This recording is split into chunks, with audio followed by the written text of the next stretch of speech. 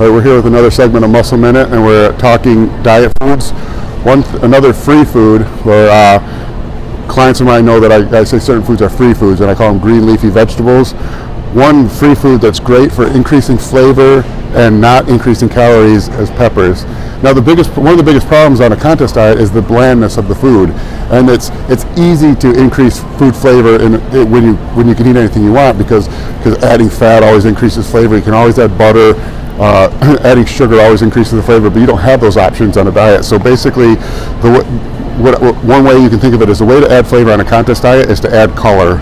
And colorful things almost always have a lot of flavor. Now, it's a different flavor, obviously, than buttery, creamy things, but it is something that will increase the flavor amount of your food and decrease the blandness. And the other thing is, vegetables like peppers, things like this, are so low calorie that for females, up to about a cup per meal, or males up to about 2 cups of them, I don't even count the calories in it. So that's a good way.